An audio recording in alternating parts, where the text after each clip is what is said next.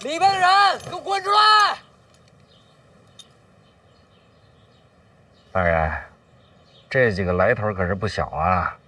这家里边，不是国公就是王侯。勋将子弟啊，勋贵子弟吧？想必也有将门之后吧？这也对，哎，但是在这大庭广众之下，咱不好动手啊。这几个啊，不敢出来，我都给您记住。不如咱回头啊，私底下再一个个的打他们的黑棍啊，只要不露脸，到时候想怎么打就怎么打。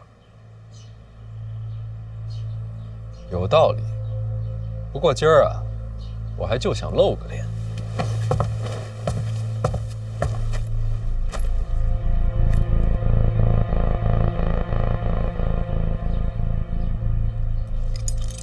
你就是范闲呀？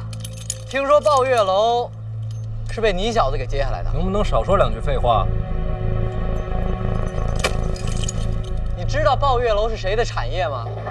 你小子没这个资格接，这是咱家殿下的产业，识相点，把楼给还回来。小爷我饶你一命啊！三皇子，我猜猜，他自个儿都不知道吧？这是想把抱月楼抢回来，在皇子面前长个脸。你笑什么呀？你知不知道你这么做是害他？吓唬谁呢？把楼交了，你信不信？你不交这楼，小爷我今天就能让你死。不信？真不信小爷敢在这儿杀人呀？哟，兄弟们，上！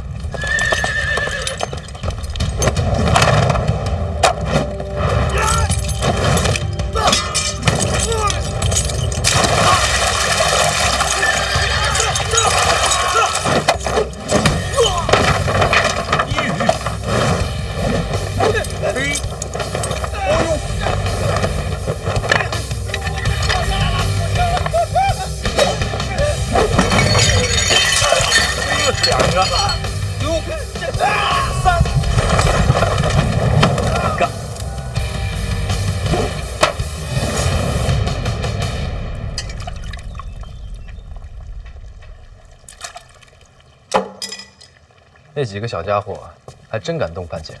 从小养尊处优，到这个年纪都没个倾注。那咱们该好好准备准备，看看怎么借此机会针对范闲。他不是一直想要个公道吗？那咱们就给他个公道。去趟叶府，找叶灵儿，就说我禁足在家，不便出门，劳他大驾，亲自来见我一面。人家未必会来吧？就说是我与范闲的争斗，他会来的。这叶姑娘跟郡主走得近，跟范闲关系也不错，要斗范闲，她不可能吧？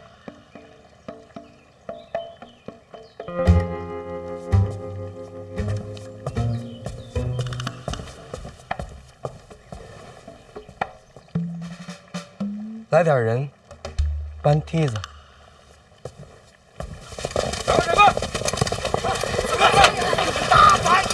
大人，路上不来迟。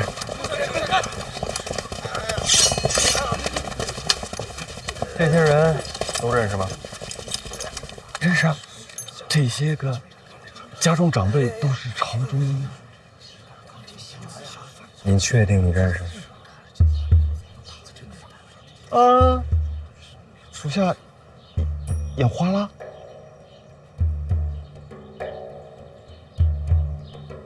属下根本不认识他们呀！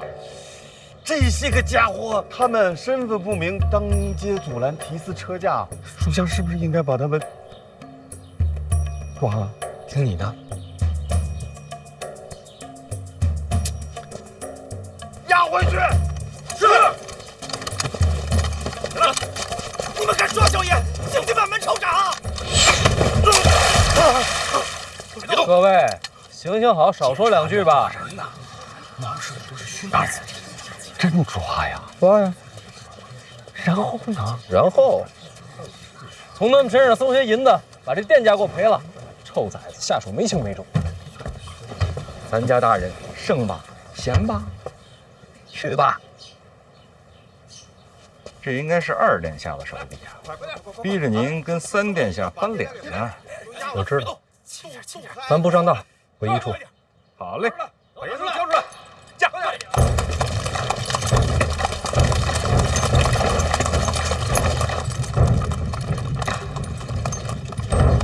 王启年，哎，三位大人，不去一处了，进宫。不是大人，咱不是说咱不上当吗？退一步越想越气，忍不了。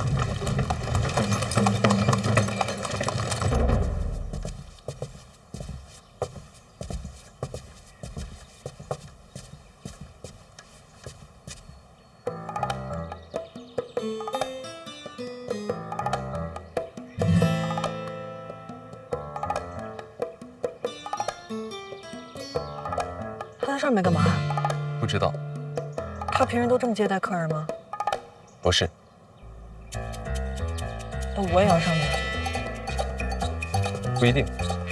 殿下说也可以不用。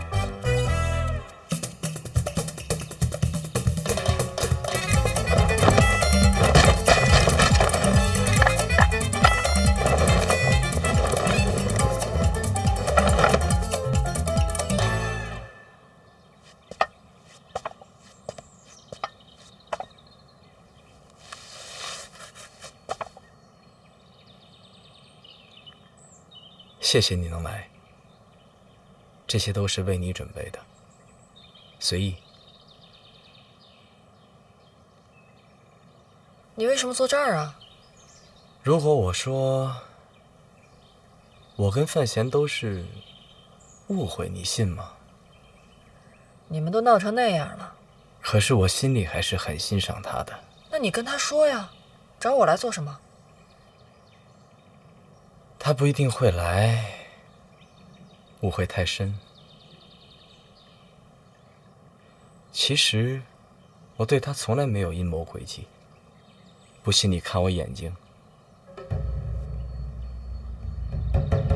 我以皇族的尊严发誓。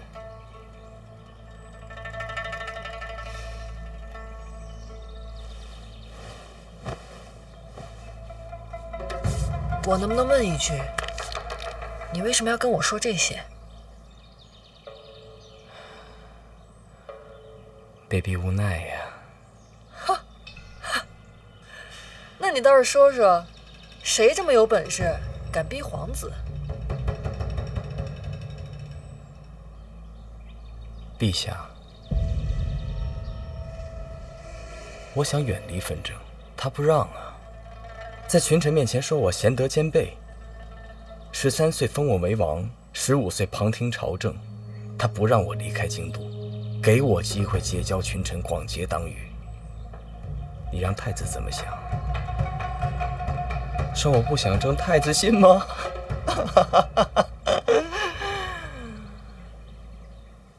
我只能够一步步地往下走，到现在，如果想回头，死无葬身之地。陛下为什么要这么做？让我做太子的磨刀石啊！这种话大逆不道。所以在屋顶上说，没人听得见。你怕别人听见，干嘛要跟我说？你我婚约在身，既然无法反抗，这后半生你我2人就是命同一体。如果这世上一定要找一个人敞开心扉，应该就是你啊。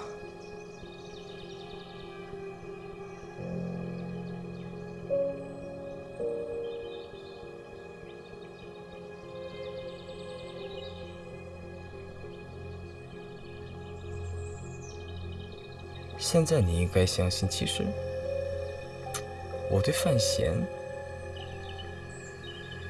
没恶意。等，我有点乱。你跟你的未婚妻敞开心扉，是为了证明你和范闲之间的误会，这是不是哪儿不太对呀？如今我在禁足，怕是除了你以外，没有人愿意见我。所以呢？所以我想请你替我送一份奏表入宫。什么奏表？为国举贤。举谁？范闲。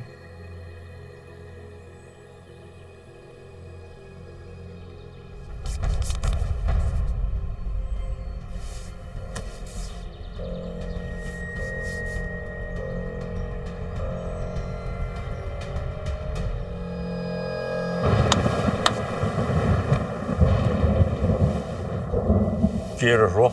监察院最新消息，各府子弟当街拦截范闲车驾，范闲出手击伤3人，现在所有的人都关在一处。这是多大点儿的事儿，你就跑朕这儿来了？不是，到陛下这儿来躲清闲来了。陛下不知啊，现在各位国公都在监察院门口找我放人呢。所以你躲进宫了。现在京都城内外只有陛下这儿最清闲。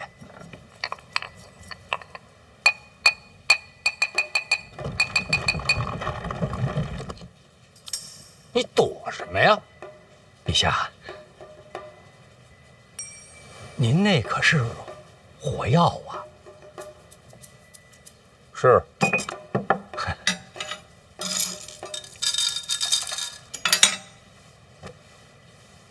我问你，你们一处是不是不想放人？回陛下，抓人的是范闲，要想放人的话，也得找范闲才行。你们找范闲啊？范闲现在也躲在宫里。跪下！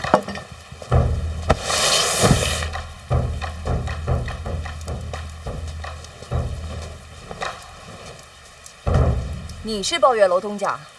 范思哲才是大东家。哦，那就是有你了。范思哲说赚钱。范思哲说让你吃屎，你吃不吃？范思哲这倒不至于啊。你怎么还替孩子说话呢？哪儿帮了？你还敢鼓动各家子弟当街给我来人去？这没有。我再问你一句，有没有？真没有。行，不说实话是吧？来人，去把我那个藤条给我拿过来。娘，来人真不是我干的。留意，小淘气，殿下不至于这么糊涂。哎，你说你们几个也是，看把我柳姨气成什么样了，还在这钓鱼，让你拿藤条赶紧拿去啊！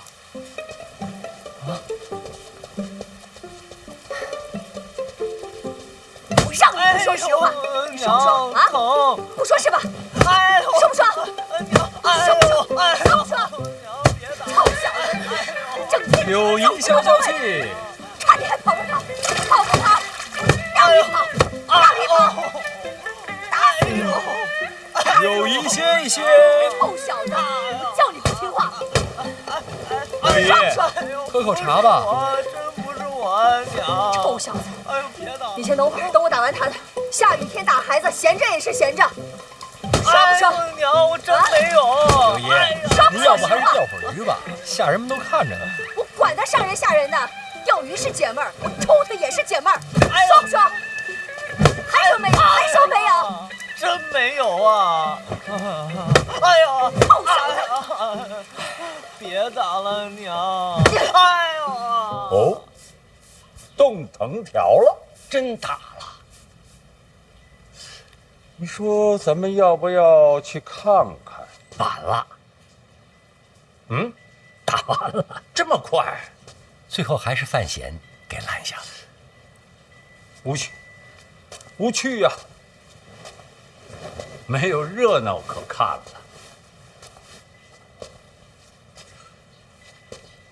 朕想问，为什么宫里的事儿总是你比朕先知道呢？因为监察院就是陛下的耳目。看来赖明成说的一点都没错，监察院已经做大，无人能管了。说的没错，有道理。请陛下三思。三思？你总让朕三思。思什么？赖明成不管说什么都是错的，因为他是被陛下杖毙的。如果他说的都是对的话，你可真敢说？老臣忠心耿耿，知无不言。你就不怕有一天你和赖明成是一个下场吗？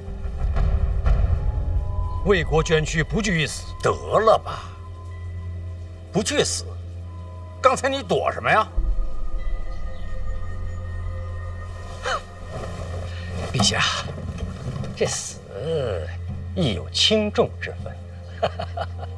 朕看最没轻重。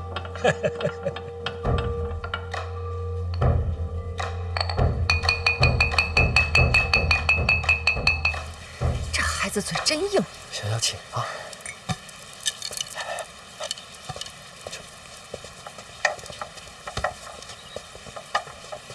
哎，这怎么拿走了？我还没打完呢。哎，刘毅，我觉得那群混小子拦路的事儿，他是真的不知道。我真不知道。这就是有人借机使坏，想让我和柳毅不痛快。以后少往宫外跑，听见没有？哦，贤儿，以后啊，你帮我多照应着。要论亲戚，这孩子还得叫你一声大表哥。柳毅别这么说，殿下是皇子，皇子也得认亲讲理啊。叫人。大表哥。孩子瞧着真喜庆。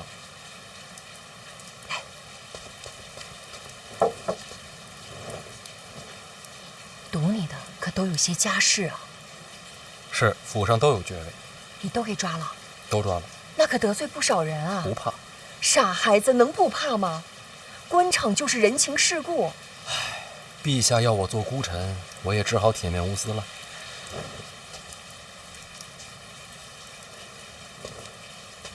别出去瞎传话，听见没有？不敢。你也是，什么都敢说呢。外面不爽，柳毅不是外人。这也真是难为你了。柳毅，这几日千万别让他出门，就怕别人还在等机会。你放心，我盯着，绝对不让他出门。那我走了。哎，不急，再多说一句啊，毕竟你是这孩子大表哥，还沾着亲呢。没事多来看看他，也替我管教管教。这瞧着不顺眼就直接打，怎么打都行。啊什么啊？我意思，表哥你以后常来啊。行了，打也打了，教训也记住了，起来吧。起来吧。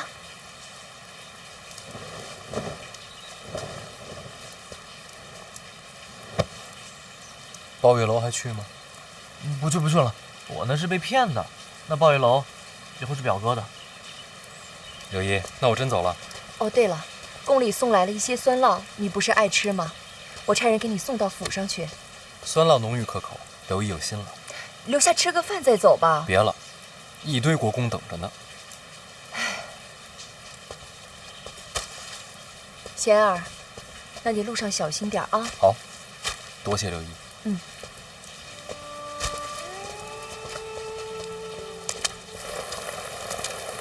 贤儿，慢点啊。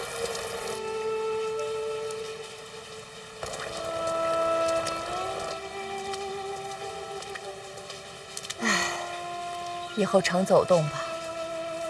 跟大表哥，可他还跟二哥在斗着呢。老二都禁足了。我跟你说，往后你能不能求个安稳，或许就看你这个大表哥的了。这次抱月楼的事儿，就是有人故意给你挖坑。这皇宫大内险过深渊绝境，其实娘不希望你留在京都的。你能明白吗？娘，我明白。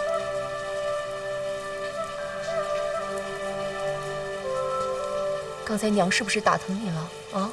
疼不疼？不疼。不疼。这不疼哪能记得住啊？来人，赶紧给我来人，把那个藤条给我拿过来，快点儿！听见没有？把我的藤条拿过来，快点儿！臭小子，赶紧给我滚回来！我告诉你，我今天一定打到你记住，听见没有？回来！气死我！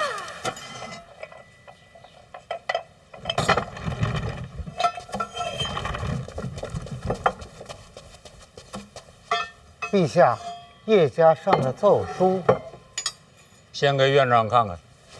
不合规矩。你破坏的规矩还少啊！陛下说什么都是对。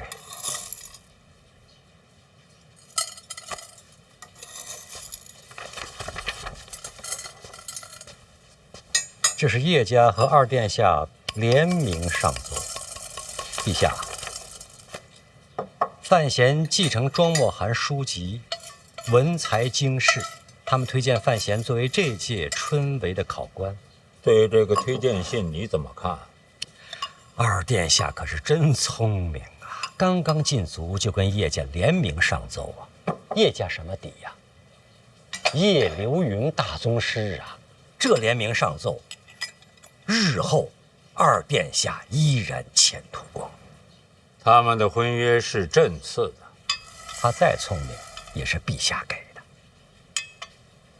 你就看出这些？还有，二殿下跟范闲争斗之后，马上上奏举贤，让老臣感动。不谈人事，谈什么呀？朕在想，像范闲这个年纪，能主持春闱吗？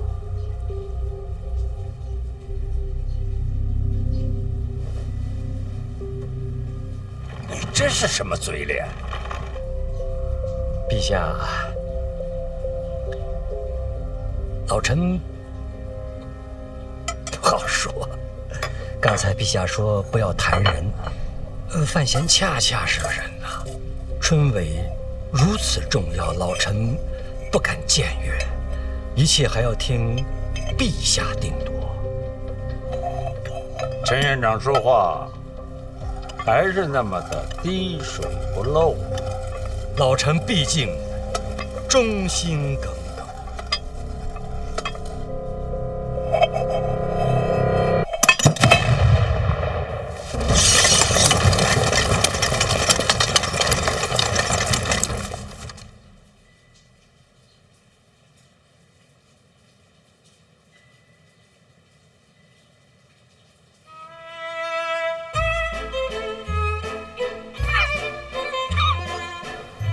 真诚啊！方公子，方公子，陛下口谕。这么巧，我刚准备走，陛下什么吩咐？陛下有旨，春闱将至，范闲兼任四品居中郎。此次春闱，监督胡明抄录。恭喜小范大人！这一届学子，该称呼大人一句作诗。居中郎，这官名有点意思，陛下先取的？哪能啊？居中郎自古便有。那侯公公觉得这朝堂之中，我该居中吗？老奴哪懂这些呀？居不居中，不都得靠着陛下吗？多谢侯公公提醒。哎呦，严重了，哪招提醒啊？随便乱说。哎呀，您看我这也没带些碎银。哎呦，您可别开这个玩笑，不合适。再说我也不敢呢，是吧？口谕传到了，我回去伺候着了。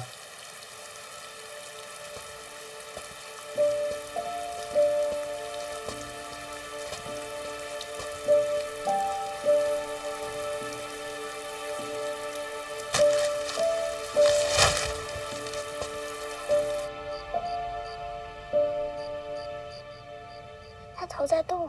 明明看着我呢。哥，你回来啦！少爷。哎呀，不用跟我行礼。哎，回头跟你娘说一声，明天菜做的清淡点啊。好的，少爷。怎么来我这儿了？是不是下不去手啊？缝好了。缝好了？都包扎好了。这精神挺好的，缝得不错呀。好歹也是看了这么多医书呢。哦，对了，哥，你那个哥罗芳效果真不错，全程都没醒。你就不害怕？还行吧。你想过万一失败了怎么办？烤了吃呗。有道理。不过你这心态啊，更适合当兽医。不会，跟人看病不会这么想。若若，学医啊，不光是胆大，还得心细手稳。我该怎么做？哎，捏着，放平，抬高。你头发里藏了这么多针，这不显得发量多吗？有道理。别什么都有道理。稳住，不许让它掉下来。然后呢？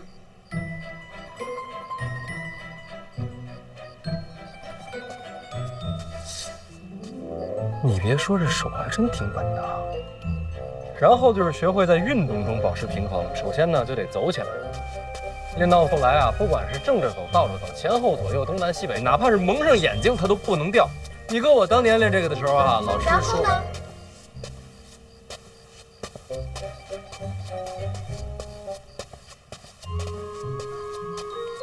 你是第一次练这个？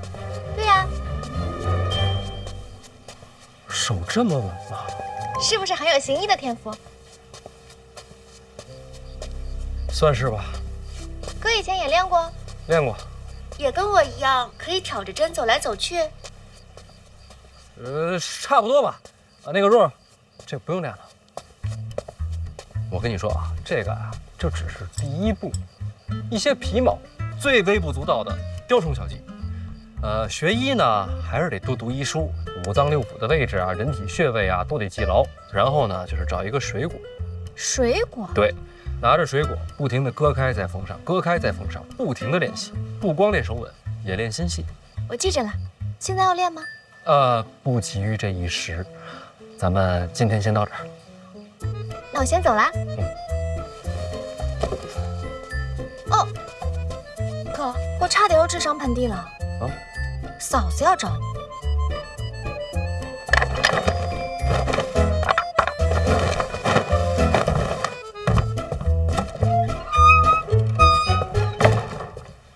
来啦。你猜到我会晚上来？潘大人，你来我这儿，晚上比白天多。你这话说的，显得我不像好人啊。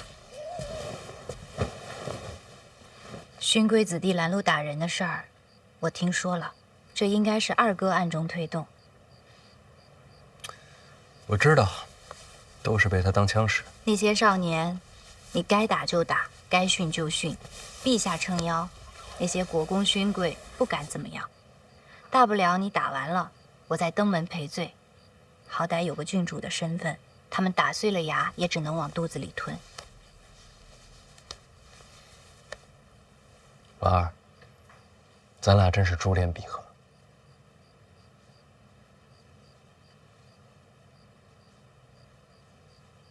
兰人事件瞧着凶险，其实对你没有什么影响。若是二哥真想报复，手段绝非如此浅显。所以你觉得这只是表面的报复，让你安心，觉得他计穷于此。而真正的杀招，暗藏其后。春闱监考才是真正的大事儿。我记得上一次提到这件事儿的，也是他。若二哥真有为你而设的阴谋，春闱就是最好的舞台。春闱科举是全天下文人学子的盛宴，所有寒窗苦读，所有披星戴月，一切辛苦煎熬，都是为了这个鲤鱼画龙、平步青云的机会。未来这段日子，天下人的目光都会集中在京都，所有希望和绝望都会在此上演。你我天生就应该是夫妻啊！所思所想如出一辙，这不是天生的姻缘是什么？你也是这么想的？春闱之后就是大婚，大婚之后我掌管那股财权，要想阻拦我，就只有春闱了。你有应对了？早就准备好了，就等李承泽落子。那你千万小心。不过，斗输了也没什么，大不了咱们弃官不做，游荡天下。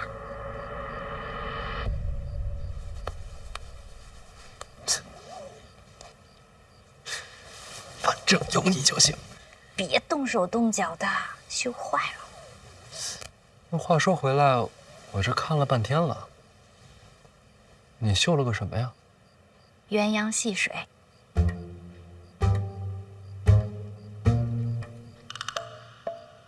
这是鸳鸯。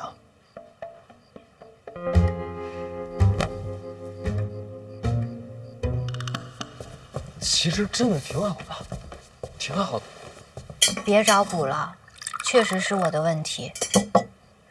以前学这个吧，就喜欢绣花草顽石，不喜欢绣活物。现在要学，确实太难了。那就不学了。来，喝水。这是要送你的，不绣鸳鸯说不过去。送我？成亲的规矩。怎么还有这种规矩？不成文的习惯，这不显得大家闺秀吗？那你以前没练？以前觉得自个儿活不到成亲。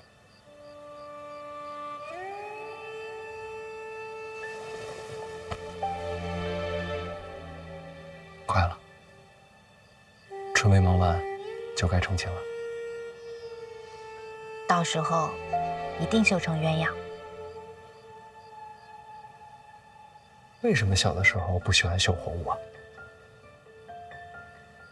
帕子里的东西绣得再好，终究是死的，就好像被困在里面了。我从小被关在宫里，染着病，无处可去，看见他们，就想到自己，心里别扭。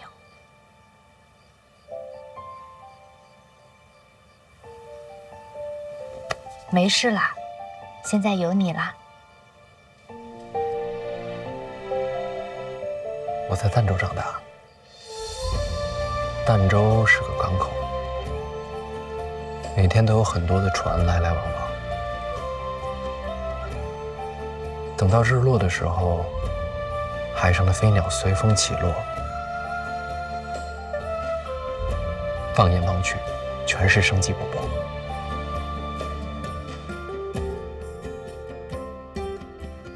我从来都没有见过那样的景象。其实，我都没有离开过京都。成亲之后，我带你去看。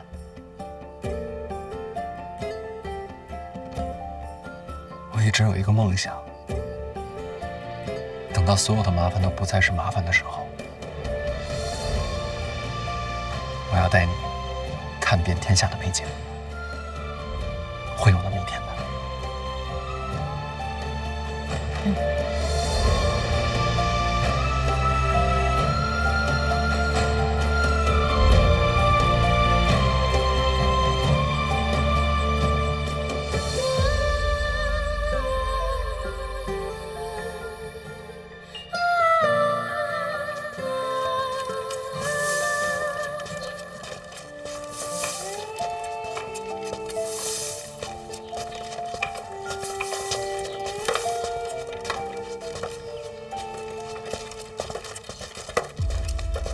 掌柜的，有空房了吗？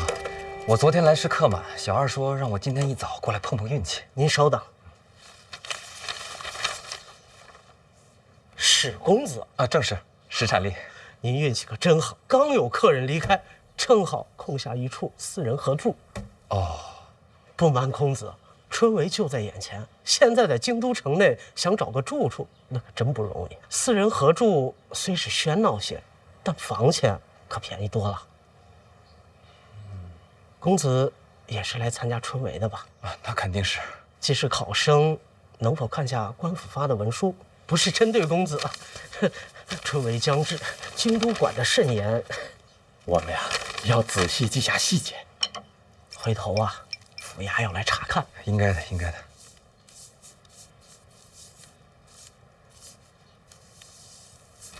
掌柜啊，有没有更便宜的？还要便宜啊？不跟人住也行。不跟人，没有这种房间。那有没有，比如说，你给我钱的那种？掌柜别误会，我是说，我可以替您打扫院落，又或是端茶倒水，这工钱抵了这房钱。抱歉，石公子，小店人手够了。我先说说这个，当年乡试，他排在我后面很远，哪知道会试的时候啊，他就一举成名。石公子是不是有些拮据？不瞒掌柜，春闱啊，太费钱了。那倒是有一条门路。掌柜请讲。有一位大人主持本次春闱，石公子若是能找到他，或许能帮你一把。主持春闱是哪位大人？范大人，别来无恙啊！听闻范大人适才经世，别人都是惊讶，可在下不这么认为。从见到范大人的第一眼起，我就知道范大人的才华绝非凡俗可比。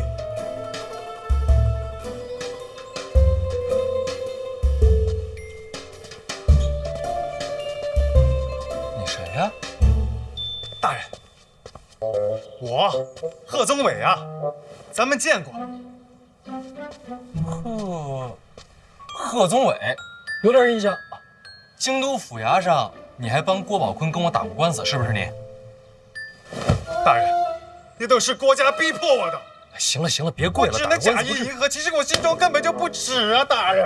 拉起来，拉起来。行了行了啊，咱起来说。来。谢王大人，那你说你是贺宗纬，但这看着跟以前不一样啊。哎，这相由心生，如今摆脱了郭家，心性已高远，长得豁达了一些。照你这么说，全赖郭家，与你无关。与我无关啊，大人。我这一直想着记录郭家的恶行，就想着有朝一日报与大人，为国除奸呢。那怎么也没报啊？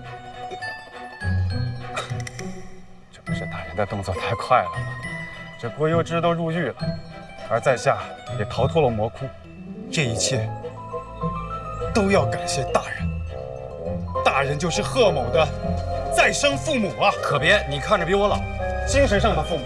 你这是认亲来的啊？在下一生所学，都是为了献于庆国，献于陛下，献于大人。站住！参加春闱的吧？正是。找我干嘛？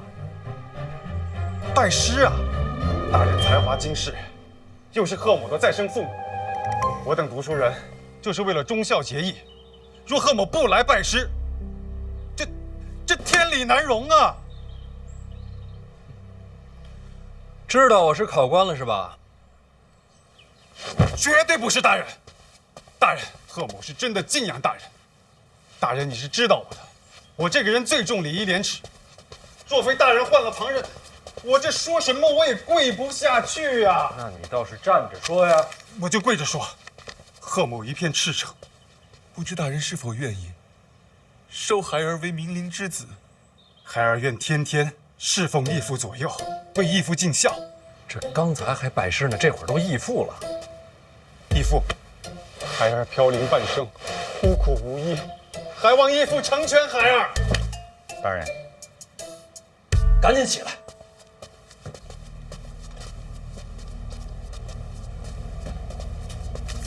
大人，一处刚送过来的密报，您还记得史家镇吗？当然记得，全镇被灭口那个。现在有活口了。石产地。史家镇被烧之前，他就来进京赶考了，所以他是整个史家镇唯一留下来的活口。昨天到了京都，按规矩呢，学子入住客栈需要核实身份。邓子岳得着信儿，立刻就递过来。唯一的活口。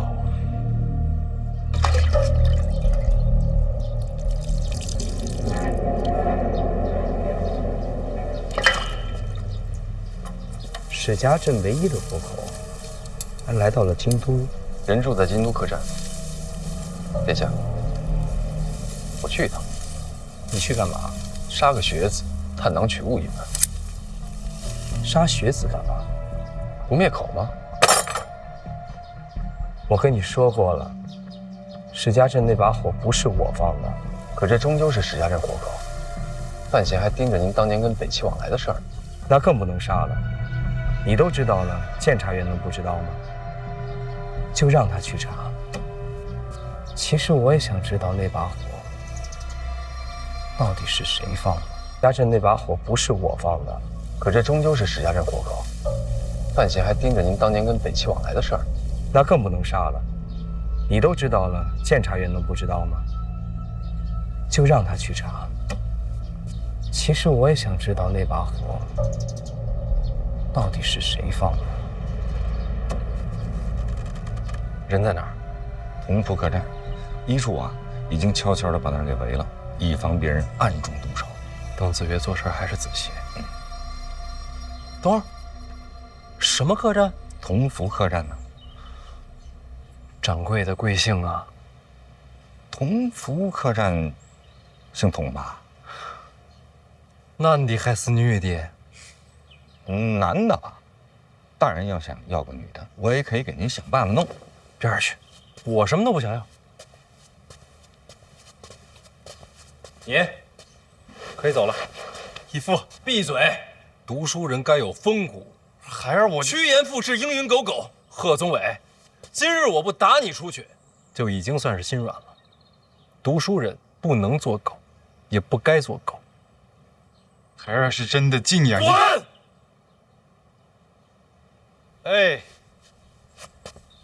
孩儿先行告退。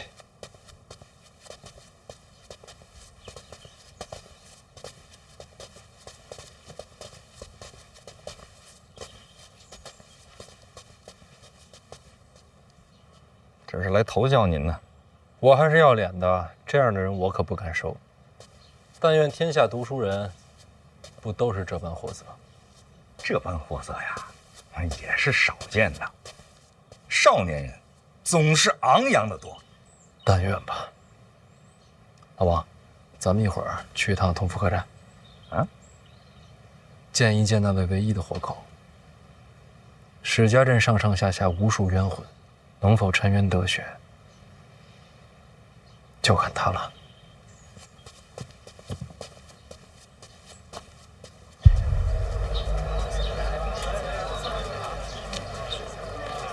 读书人不能做狗，也不该做狗。话倒是好说，可人难做。酸辣，好喝的酸辣。留步。改日再聚。改日再聚。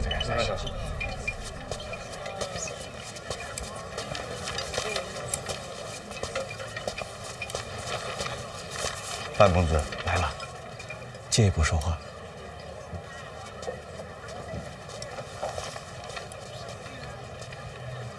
大人，史产地住上？正是，住的4人间，同屋还有3位考生，这是姓名。杨万里、程嘉林、侯继常，家事正在核查，很快就会有结果。还有大人，这是史产力入住客栈以来一言一行的详尽记录，请过目。这都查了，未雨绸缪嘛，万一大人用得上。还喝酒了？与3位考生相谈甚欢，喝了几杯，酒量倒是一般。这会儿人不在客栈？是。人正在考院。离考试还有那么多天，这会儿去考院做什么？在砌墙。砌墙？用点心啊！来，请拿轻放。慢点，好嘞。后边行，碰坏了啊！慢点啊！大人请看，这些都是参加今年春闱的考生。那边过来2个。他们这干嘛呢？帮礼部翻修考院。翻修考院？那不是工匠的活吗？怎么让学子干？是。礼部尚书郭征郭大人提议的，说是学子众多，家境不好，京都物价甚高，贫寒学子活得艰难。所以说这工钱与其让工匠赚，不如让学子赚。正是，自愿参加，既可以提前感受考院的堂皇气象，又可以挣些银两维持生计。那这么看来，这位尚书还蛮体恤民情的。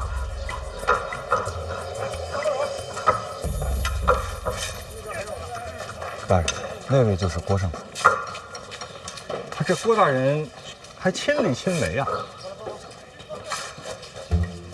他怎么一动都不动呢？卡那儿了。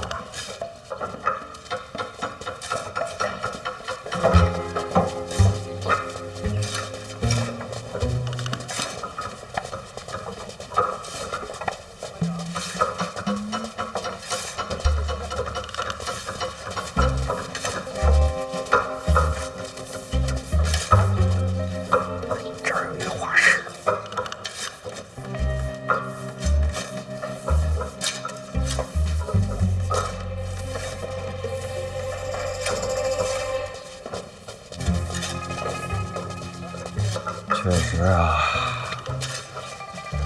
翻修考院既是功也是德，自然是要画下留念。朝中某些大人确实有此雅趣，有点意思。那大人，咱回医书，咱也画一个。史场令呢？大人，那就是史场令。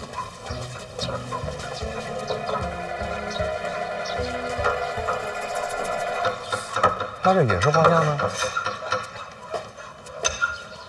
这没看着有画师啊。部位倒是不严。部位自然护的是尚书大人，没人在乎这些学子。里边再过来2个人。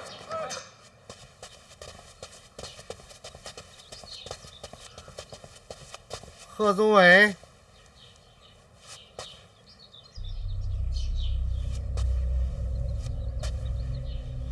想不想入官场啊？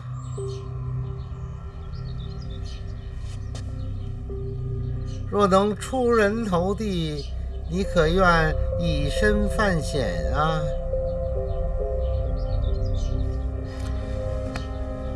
敢问阁下是？大家都小心点啊！好，李兄，哎，阁下是？史兄把我忘了，咱们见过的呀。咱们见过吗？史兄是不是住在同福客栈？那倒是，4人同住，没错。家在边境，史家镇。你怎么都知道啊？你跟我说的呀。我跟你说过啊？那天醉酒，咱们聊过几句。啊，那晚有兄台吗？在茅房的时候。哦，那晚我喝多了，没记事儿。史兄这是手头拮据啊，确实不太富裕，同病相怜啊。侯继常，兄台是姓甚名？史兄，啊，这位是史兄朋友啊，都住在同福客栈，之前见过一面。史兄，你不介绍一下？这位是我同屋的侯兄，侯继常。侯兄好，在下姓范。范兄好，同住一家客栈便是缘分。我是不是打扰到2位谈兴了？哦，那倒没有。就是刚才看见史兄一直握着手里的青砖在那发呆，不知为何呀？我也看见了。史兄啊，我来之前是怎么跟你交代的？大老远就看着你坐在那儿盯着2块砖一动不动。郭尚书就在那儿看着，就算是累了，也要装出辛劳的模样才好啊。啊，我倒是不累，就是砖啊很奇怪。啊？砖怎么奇怪了？你看啊，这个是拆下来的旧砖，这一片是要换上的新砖，所以呢，新砖、旧砖，听出来吗？这旧砖听着像胶铁，铁，这是上好的金砖，金砖的价格极为昂贵，而这要换上去的新砖，都是非常普通的砖块。哎，还有你们看，这拆下来的柱子，这可都是金丝楠的呀。你再看这要换上去的柱子，啊，这叫什么？这就是木头，太普通了，极为普通。所以我就不明白了。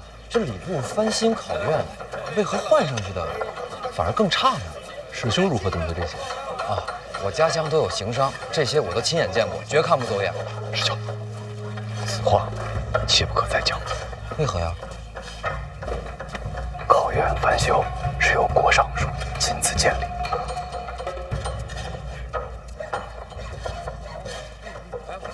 那就更该告知郭尚书，免得他被人骗了。此事与你我无关，最好啊，视而不见。可是，相信我。你们两个，哎，为何视而不见？以次充好，说没有贪官作祟。我等读书之人，明德之理，怎可视若无睹？小声些。别见怪，他俩老这样。你堵得住我的嘴，你堵不住天下这妖无故。算我求你了，听我把话说完。杨兄，喝水，多谢。我给你介绍一下，这位是泉州杨万里，在家乡颇有名望，乡试名列前茅。我等4人啊，杨兄才学最高。杨兄，幸会。幸会。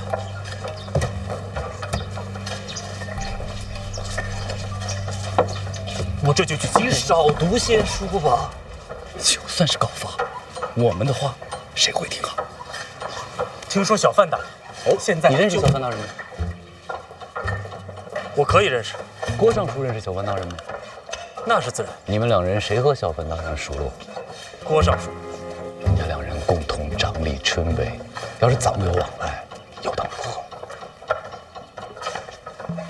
我明白你意思，你的意思是，小范大人和郭尚书沆瀣一气，狼狈无果。我可没有这个意思。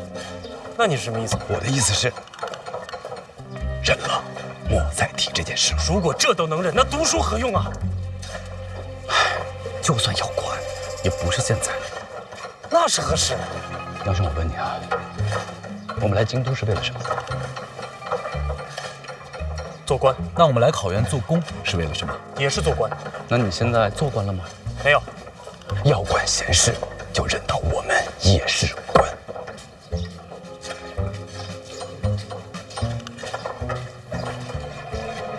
读书人何至于此？因为都是这般。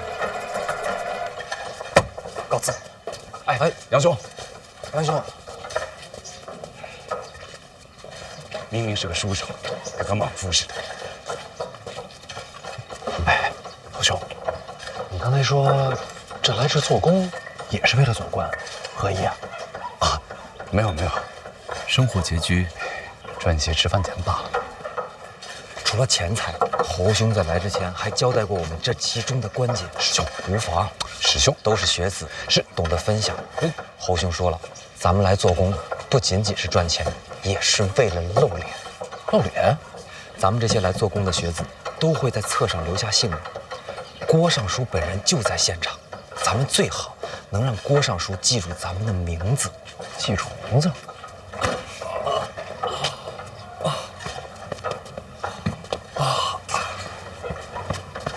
范兄，你看，这么多考试的学子，若能被记住名字，就等于留下了印象。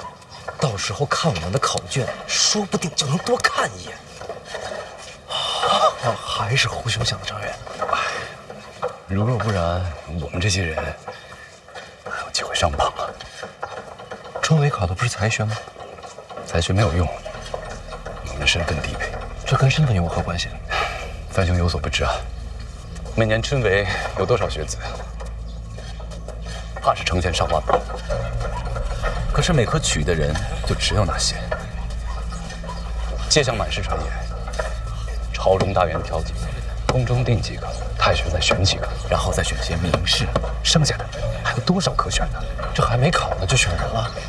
那些有钱有背景的，先拜山里，一睹头效，将来都是同僚，那些大人物自然要提拔自家门生。那有什么用啊？到了考场上，不还是拼才学吗？有人关照，胜过文思泉涌。依你所言，这科举春闱，不就是给朝中的高官挑狗吗？杨兄慎言呐，小心身家性命啊！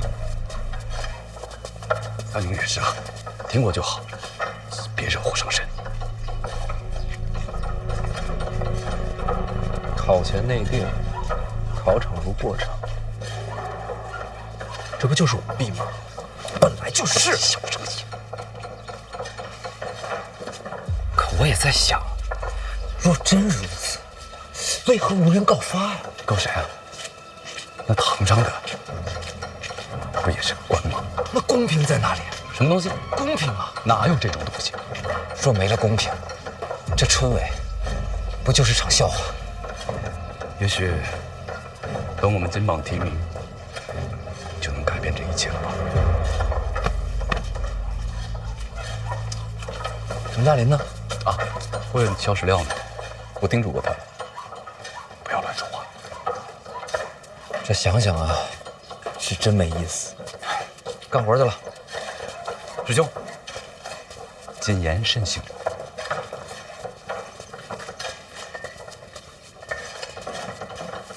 范兄，帮个忙呀！侯队长，哎，这也太厉害了，一个人搬了这么多趟。应该的，应该的，辛苦了。你得歇会儿，一上午看你没喝水了。哎呀，没事没事，可不好，应该的啊。不用吗？行吧，我再帮你多搬几趟。走。好了，哎，好了，好了，好了，要不要？不用了，够了。哎，范兄，来，啊，吃个饼，你自己吃啊。那行，改天请你喝酒。好嘞，多谢啊。哎。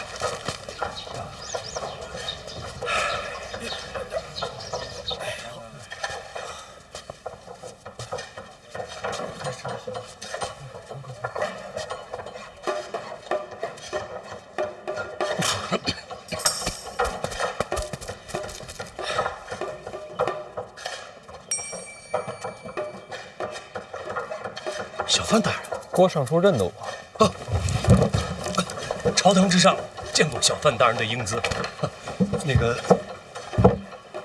这次春闱，郭尚书才是主官，可别喊我大人。小范大人前途无量，他日必将一飞冲天。小范大人怎么来考院了？路过，也想见见郭尚书。郭某也早想结识小范大人。快走！不必辛苦。郭尚书，我就问你一句，请讲。这考院翻修，石料砖块以次充好的事儿，你知道吗？也不是太次，也都经久耐用。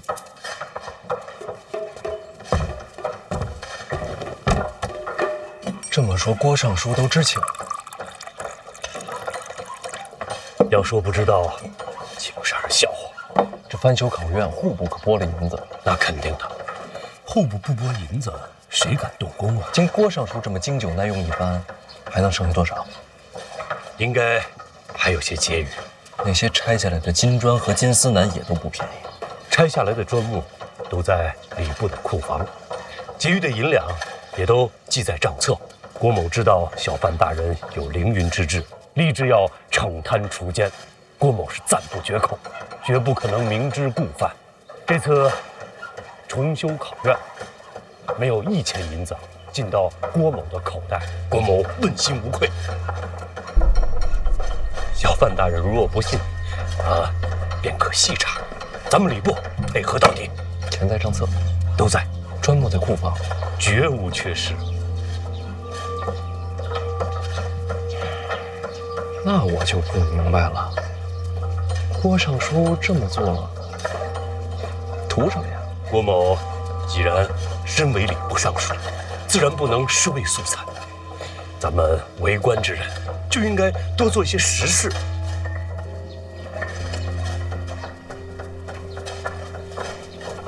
懂了，这翻修就是实事儿，实事儿就是政绩。政绩，这词儿用的巧妙啊，以前都没听说过。政绩，还给自己画了画。哦，证明郭某做过此事，以后也好有个纪念。那省下的那些银子呢？礼部人也不少，拖家带口的都不容易。逢年过节买些酒，买些肉也是应该的。您说呢？库房里的账目呢？咱们为官清正，各家府里多多少少都有些破败，也要整修整修。用库房的账目，绝都合规矩的，绝不违律法，都在规矩内。那肯定都在。郭尚书为官多年，对这朝堂的规矩吃的是真透。为官清正，但也得活命不生。就不怕这些学子知道了？他们知道有什么用？万一将来谁金榜题名了，参你一把，也是个麻烦。小范大人，刚才都说了，全都合乎规矩。再说了，外面这些人也不可能登榜吧？什么意思？这次出梅啊，在这个名册上的，都将会沦为废稿。为何？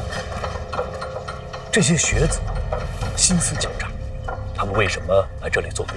无非不就是想在我面前留下点印象。这种投机取巧的学子，岂能录用啊？只是想想也不行。读书人啊，最重要的就是品性高洁。正像郭某，绝不能容忍这些蝇营狗苟。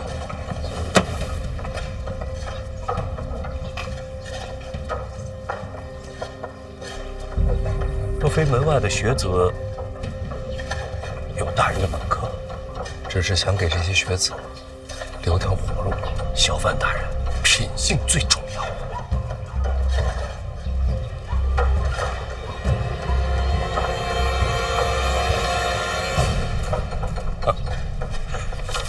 就像我，无条件的相信小范大人的品性。您想做什么？我没意见，按你的来。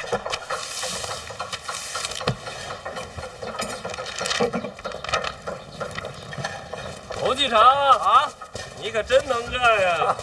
是啊，侯继常，你也太卖力了吧！应该的，应该的。怎么那么厉害呀，侯继常？这来来回回好几千趟了吧？真厉害呀，侯继常！侯继常，来欢迎来！侯继常，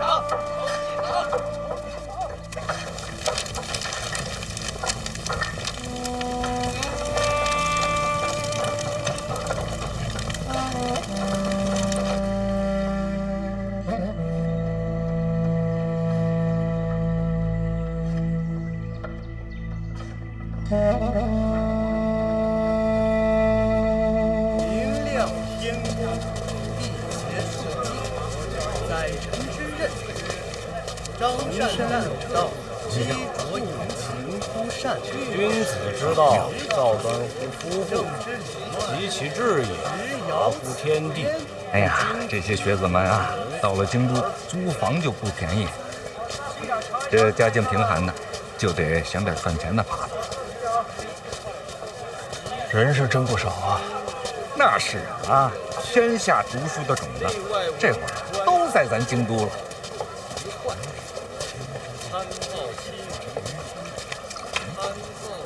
这菜真新鲜啊！快来看，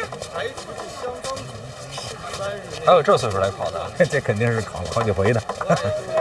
每一次都抱着希望来。大浪淘沙嘛，总有那不能如愿的。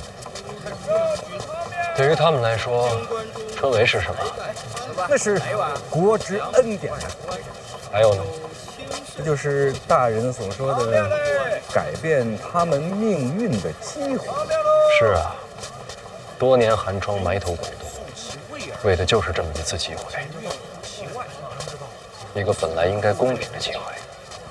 诉富贵，行乎富贵；诉贫贱，行乎贫贱；诉夷狄。春闱舞弊，你听说过吗？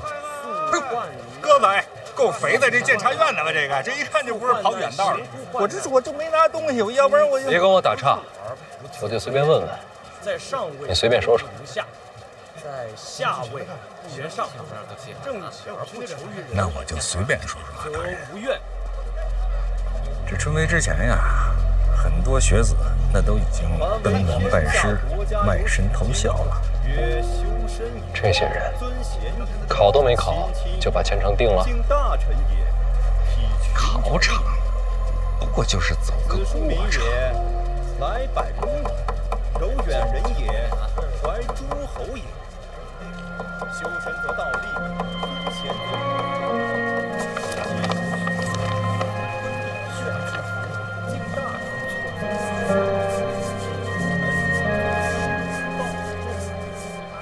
看这一段跟书上一样。还有这一段。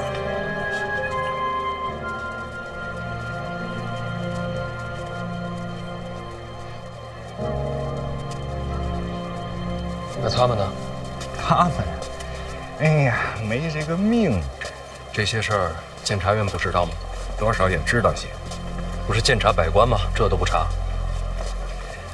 能收门生的，那都是真正的大人，不好查。有些那根本就不敢查。这多少年不成文的规矩了，大家也都习惯了。可对于他们来说，一生就这么一次机会。也有些名额是留给考场的。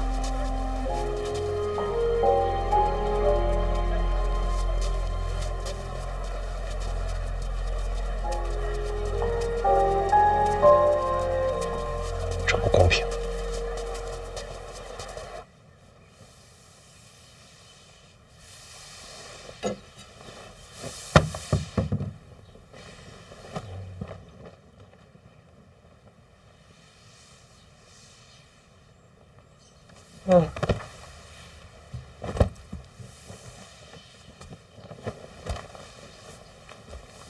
那叫什么客栈来着？同福。范闲去了？去过了，人没在，又去了考院，找那个什么史产力，见过了，不过好像没怎么聊。咱们的人远远看着，说史产力神情不见悲痛，这史家镇全灭的消息，他应该还不知道。什么都没告诉他，那去干什么呀？是啊，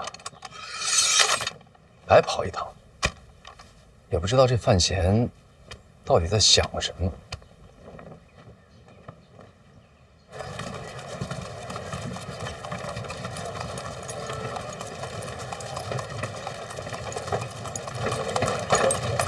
大人，想什么呢？其实也没想什么，没几天就是春闱了。这个时候知道家乡没了，史产力还怎么考啊？等等吧。一处也守着呢，等他安心考完，再看看该怎么办。大人，真的是不一样啊！又哪儿不一样了？这要换做其他大人呐，谁会在乎这些？总得把人当人吧。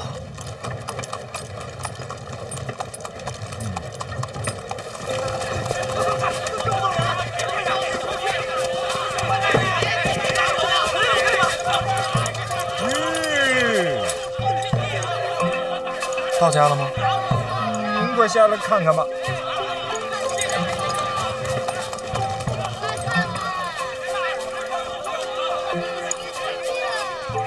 就是敬仰小范大人啊，一点小意思啊，收下收下啊。那不是辛弃物吗？嘿嘿，没错。好几位看着都眼熟，朝堂上见过，这会儿都穿着便服了。穿官服那不是不好看吗？我那点心意啊，都在里边写明白了啊！告辞，告辞。小范大人不收礼，不收礼，真的没有，拿回去吧。让，真受不了，真受不了。又过来。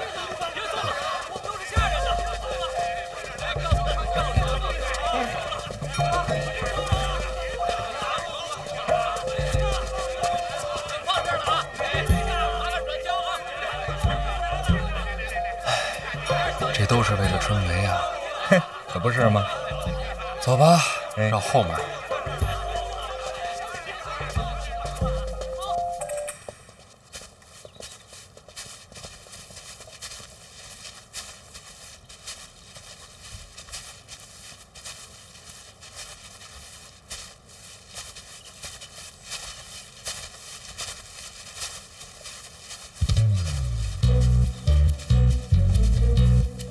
殿下，这不对呀，这范府怎么一个人都没有？谁让咱们是从后门进来的？那也不能人尽全无啊！没人说明什么呀？说明范府遭遇变故。说明我们没来过。这范闲的院子在哪儿啊？要不搜一搜？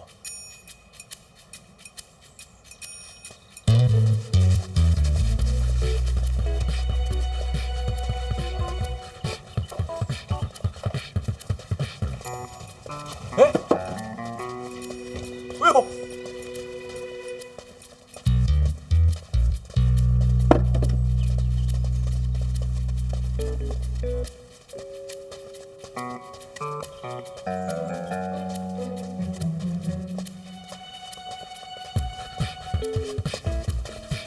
放这儿吧。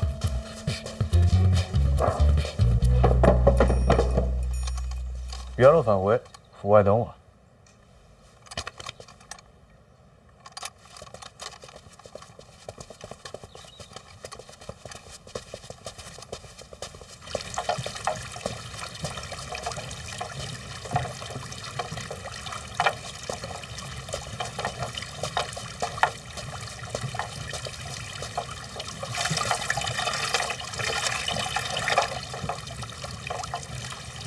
嘿嘿，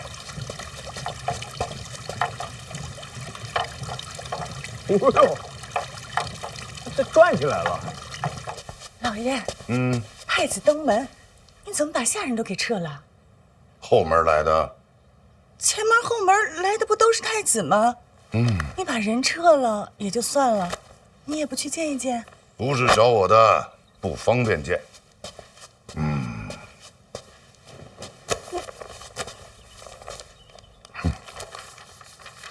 官场浮沉，哪个字最重要？哪个字啊？稳。且扫门前雪，休管他人霜。与己无关之事，少掺和最好。哦，老爷，嗯，那太子亲自登门寻范闲，为了何事啊？还能有什么事？春闱将至，打招呼来了。那为什么走后门呢？自己好好琢磨。你琢磨。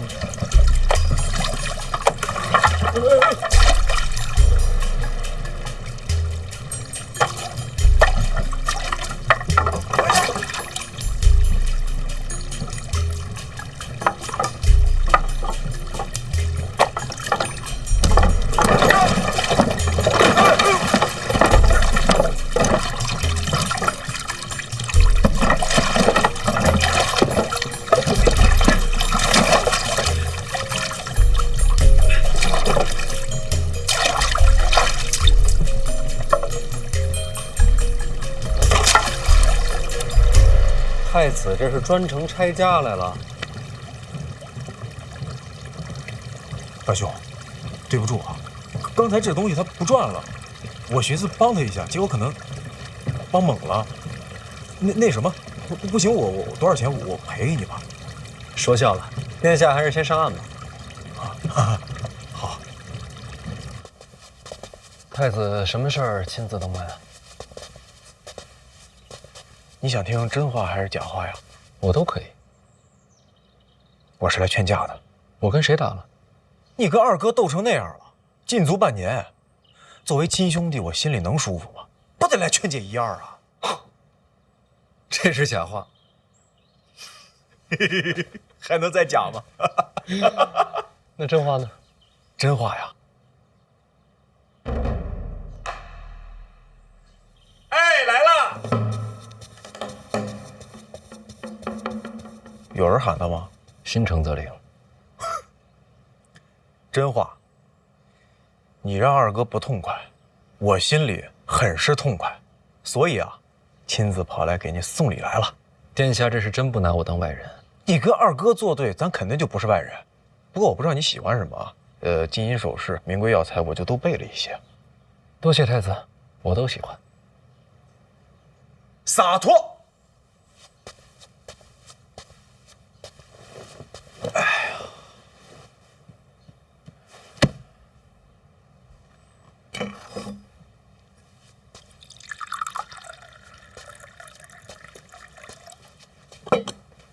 太子殿下不是专门来送礼的吧？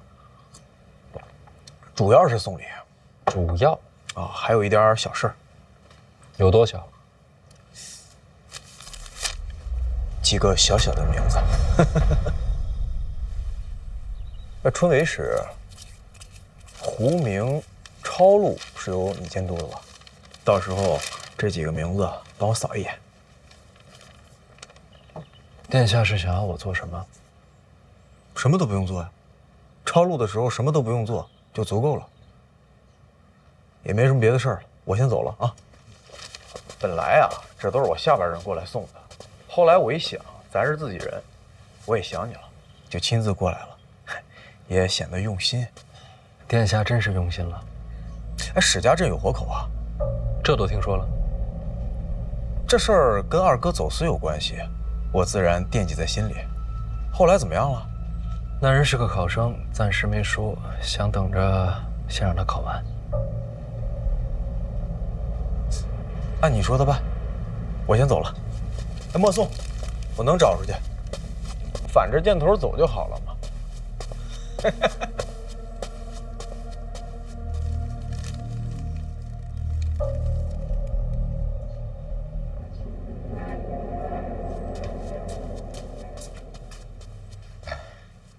大人，林相府遣人捎信儿，请您挪步登门。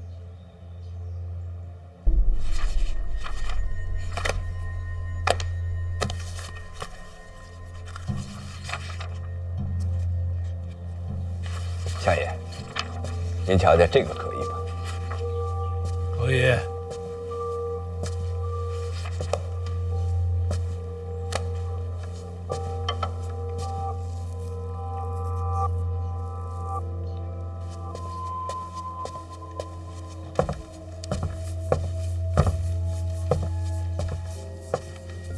师伯，不必拘礼。来，你帮我看看。啊，哎呀，这最近胡子白的有点多啊。是有些。啊，哎，要不你帮我拔几根？我拔？啊，自己不好动手的，疼啊。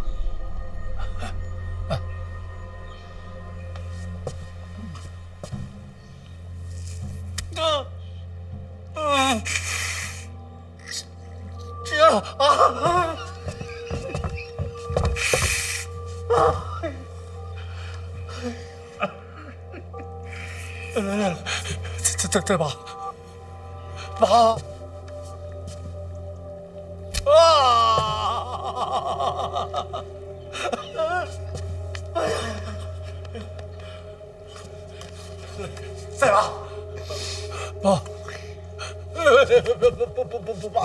不拔了。师伯，也不至于这么疼。哎呦，我是吃不了苦的，我更怕疼啊。怕疼剪了不就完了吗？哎呀，剪了还长，拔了治本啊。哎，今天就拔到这儿吧。啊，相爷，此人身世清白。可以。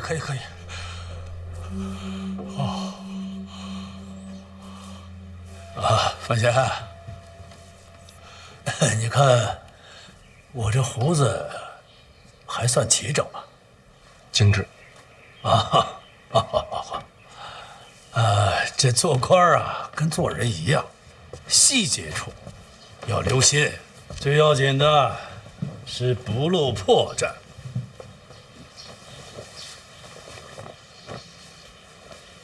师伯这是要干什么？大宝爱吃红果，给他挑点好的。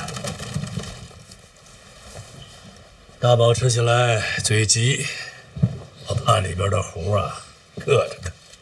小范大人，下人做这个，相爷啊总是信不过呀。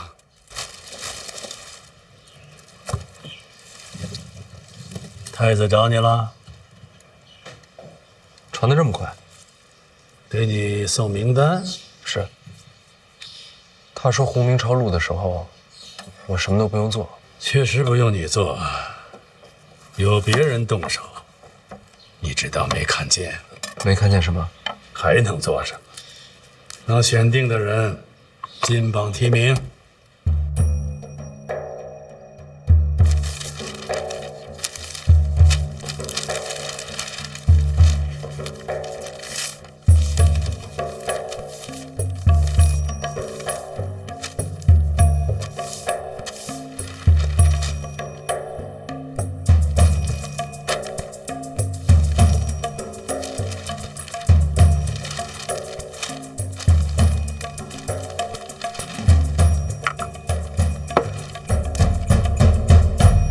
无名抄录的时候，就把人选出来，选中的人必定上榜。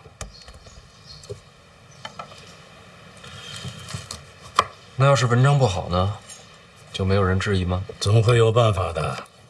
所以你这个位子极为关键。你可知道，各部百官、皇亲国戚，有多少名单要送到你手上？知道啊。这些天啊，都是来送礼的，没一个留名字，每个礼盒后面都带着纸条。那些都不入流，有分量的都在这儿呢。怎么在您这儿？我拦下了，让袁先生帮你筛选了一道，名字精简了不少，你记住这些就够了。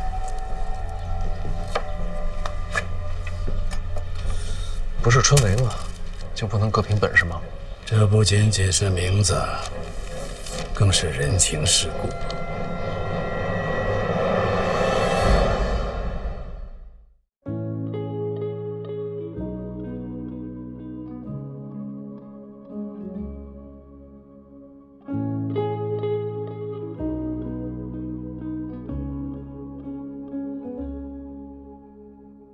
少年扬起脸庞，前往他的月亮。人们笑他狂妄，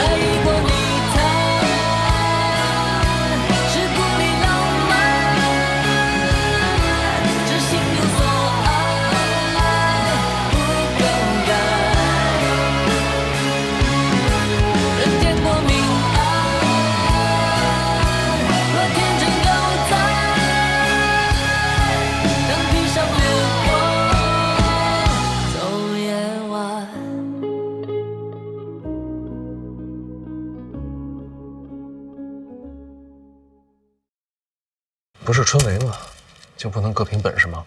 这不仅仅是名字，更是人情世故。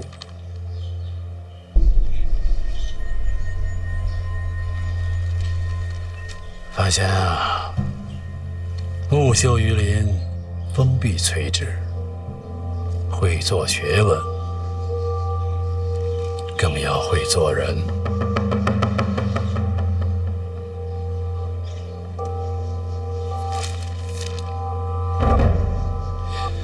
慢慢就习惯了。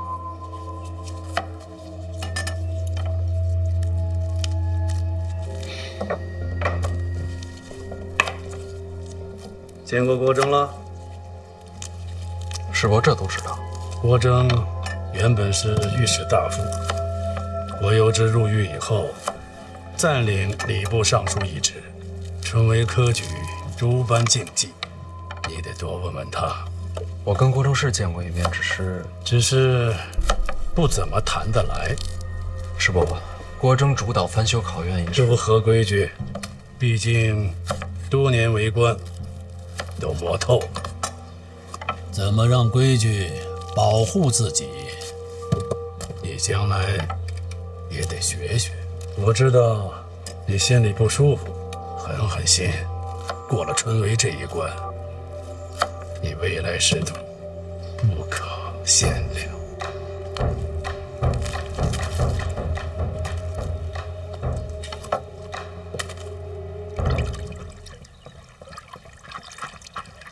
太子去见他了，坐着。是。之后范闲又去了林相府上，上赶着打招呼啊。殿下，咱们这儿也好几个呢，要不然也送一份？今年不了，这可都是对您效忠的学子。今年凭运气，这坑都挖好了，咱们可不能自个儿往里跳。哎，你说，今年春闱，范闲会按照往年的规矩行事吗？多年的约定俗成，谁还能坏了规矩啊？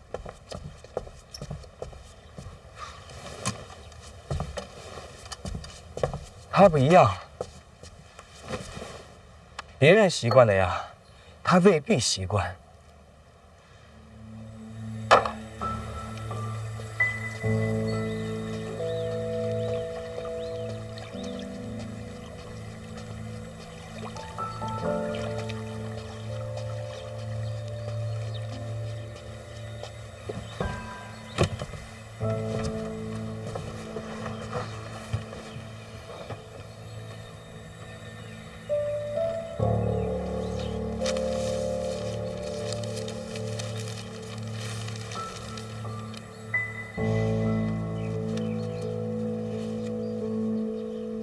老王，在呢。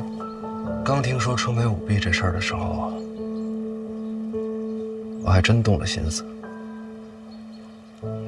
要把陈科击毙一扫而空，还天下学子一个清白公正。大人是忧国忧民呐。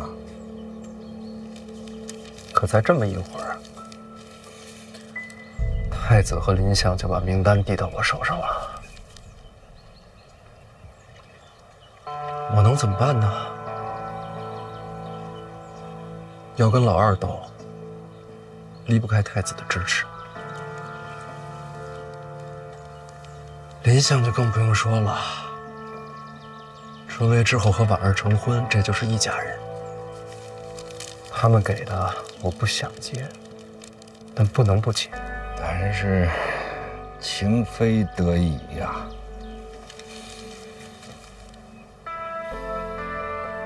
你知道林相跟我说什么吗？说什么了？他说所有人都习惯了，要我忍一忍。我若是忍了，将来也就习惯了。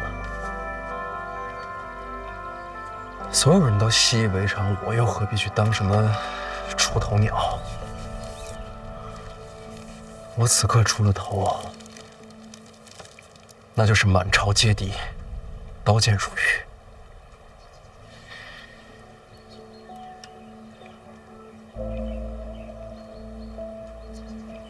婆婆就审了。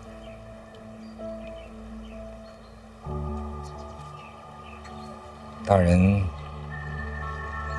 前途无量啊！凭什么所有的祸都要我来闯？凭什么我就得面对众叛亲离、人间如狱？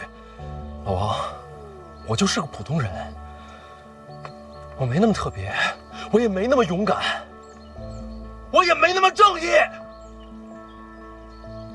大人问心无愧啊！本来就问心无愧，我本来就问心无愧，犯错的又不是我。大人，没有人与您争执啊！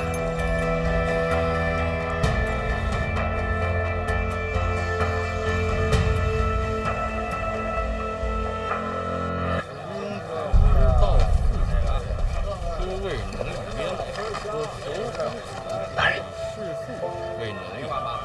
石产那几人并无异常，您知道，我就是看看。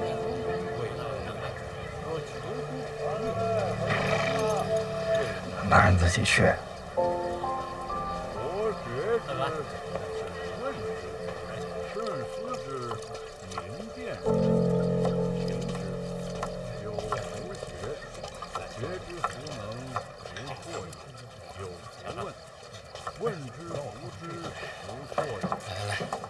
来，食菜，吃完再看。起来，来。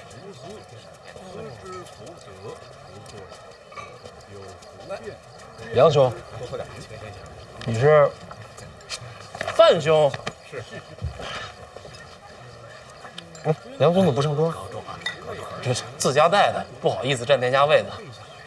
这是借书下饭吗？怎么不在屋里读书啊？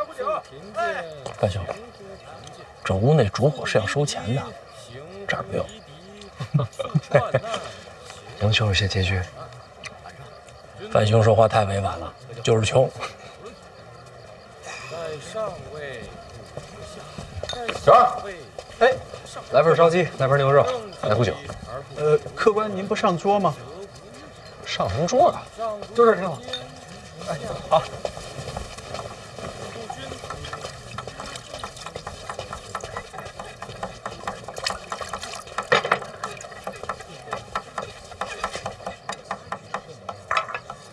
范兄，你这是？相识就是缘分，咱俩喝一杯。这怎么好意思啊？你将来回请我就是了。哎，不必如此。一饭之恩，当谢来。哎，二位客官，慢用啊！哎，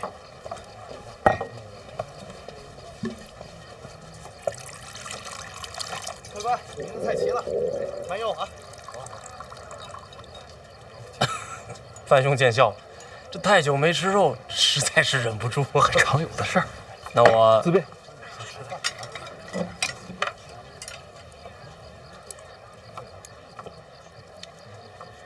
之前在考院听杨兄说，你想做官。我们来京都是为了什么？做官。那我们来考院做工是为了什么？也是做官。想，做梦都想。是为了录取功名，光宗耀祖？不是，因为我忍不住。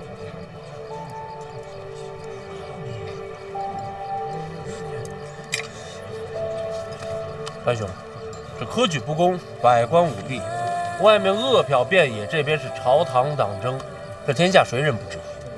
可是呢，还是一片寂静。这侯兄让我忍，可我想，如果这世间不公，我也能忍。这圣贤书，不就成了废纸一堆？所以范兄，这世上总要有人撞个头破血流。你看，如果我要是金榜题名，这血是不是溅得高些？这声响是不是大些？这听到的人是不是多些？我想做官，是因为我不想认。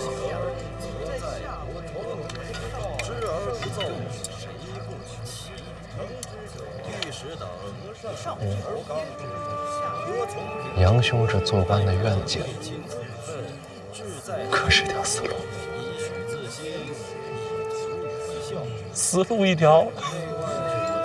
不是范兄，我这人读书读傻了，认死理儿，见笑啊。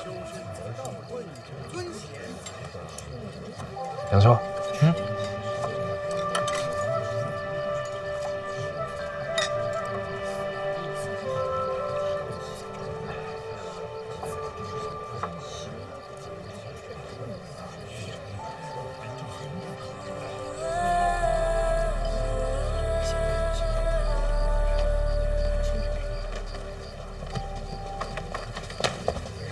老邓辛苦啊！这2天接着盯客栈，严重了，严重了，职责所在。走，哎，走，回府啊，去监察院。这会儿咱去监察院呢？又想看碑文了？我说什么？想记住谁说？我又听见了。不是，这叫什么？这就叫思虑洞达啊，志如渊海。大人真神人也！走了。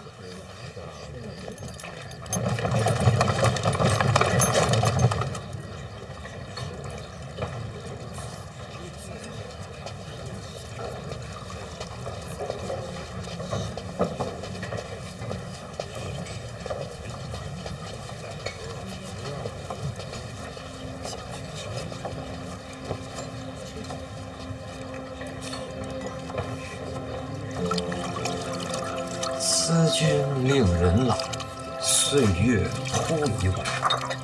弃捐勿复道，努力加餐饭。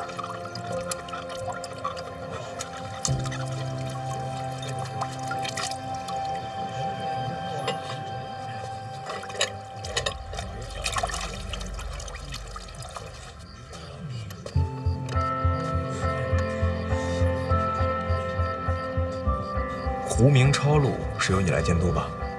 到时候这几个名字帮我扫一眼。这不仅仅是名字，更是人情世故，在这个名册上，都将会沦为废稿。如果我要是金榜题名，这血是不是溅得高些？这声响是不是大些？这听到的人是不是多些？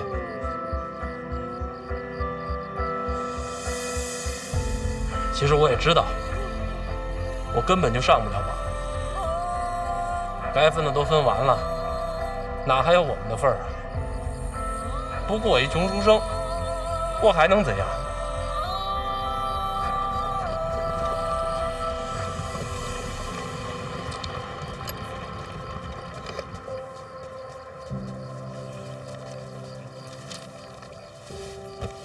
而且你看啊，千里万里奔赴京都，春闱对于他们来说，不光是一次考试，兄台，你看，更像是一种希望。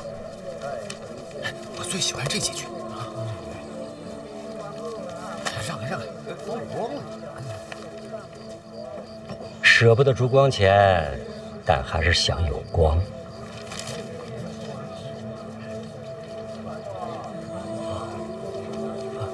谢谢。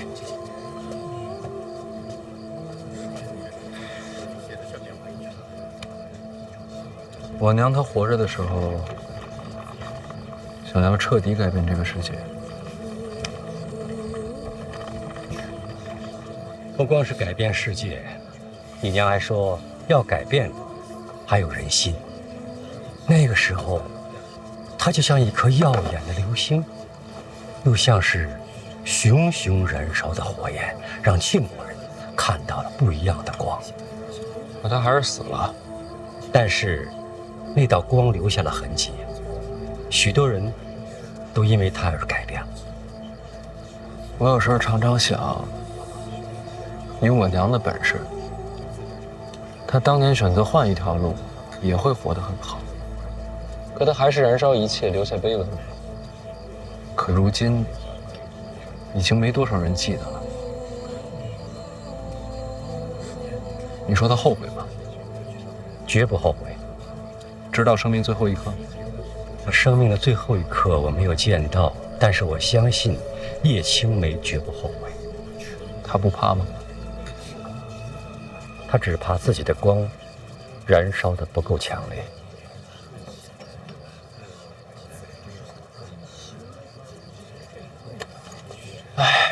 没想到啊，有一天我会当闯祸的人。我想闯个祸。好啊，去吧，闯多大的祸我来接着。总不能什么锅都让你背。什么锅？我还有一个更好的挡箭牌。还有人比我能挡箭？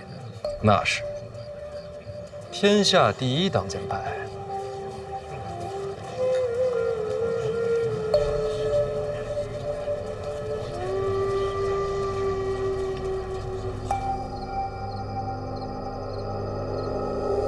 范闲让你传话给朕，哼，老奴也觉着匪夷所思。你看这么多年，也没见过小范大人这么办事儿的。传什么话？他恳请陛下传令唤他入宫。传。哎，遵旨。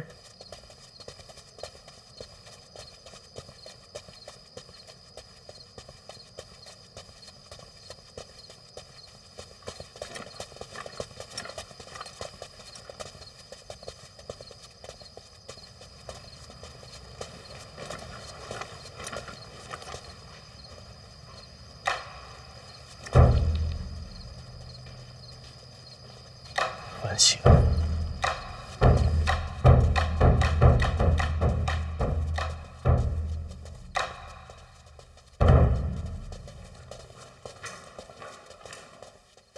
小范大人，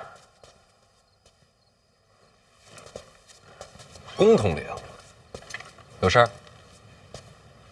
这么晚了，您这是？陛下召见。现在，按规矩，这时辰，外臣不能入宫。陛下的旨意才是规矩啊。职责所在，公公见谅。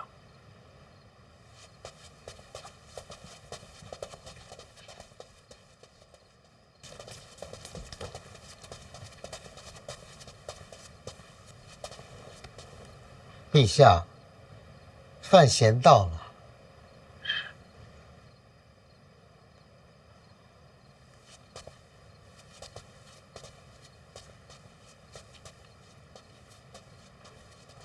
陛下，臣听闻您前些日子被火药炸了，臣是心神不宁，特地调配了一些烧伤药。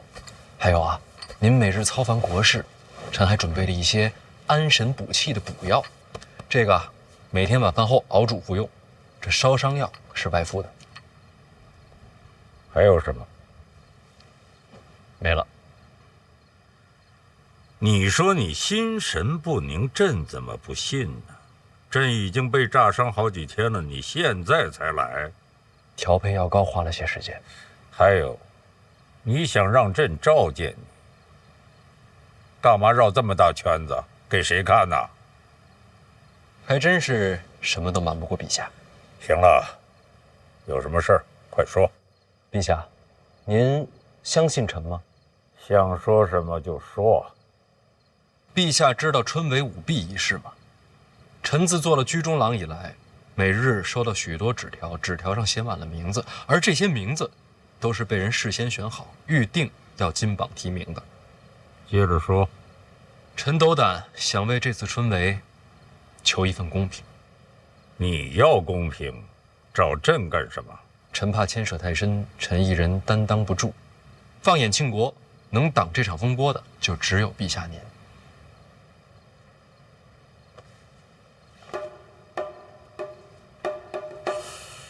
你是想让朕当挡箭牌？不是为我，是为庆国。你这口气怎么这么像赖明成啊？对赖明成的死，你是不是心有怨气呀？是。不该有。是。你倒挺坦诚。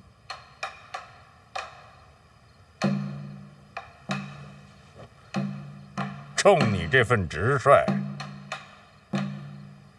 这剑朕给你挡了。谢陛下，那臣先告退了。哎，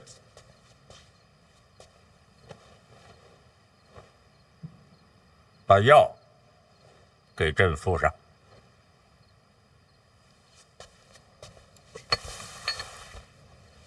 陛下召范闲入宫，这时辰，若非大事，绝不会深夜召见。没看错，宫典亲眼所见，他也觉得非同寻常，第一时间将消息传过来。那知不知道说了些什么？宫典说，连侯公公都出来了，里面说了什么，再无第三个人知道。连侯公公都出来了。可以了，让宫典到此为止，不要再继续往下问。他的身份至关重要，不到万不得已，不要再向我传宣。是，就是不知道陛下到底和范闲说了些什么。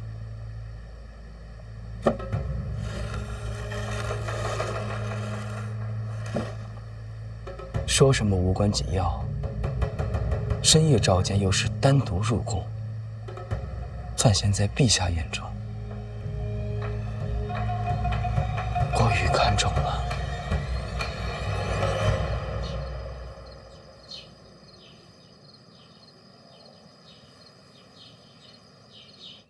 陛下，这事儿啊，我实在是办不了，还请殿下见谅。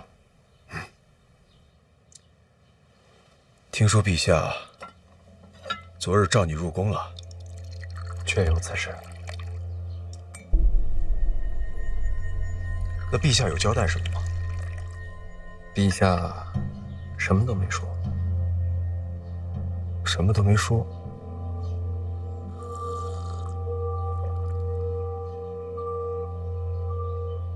那我也什么都没问。殿下，这次春闱啊，还是各凭本事吧。本该如此。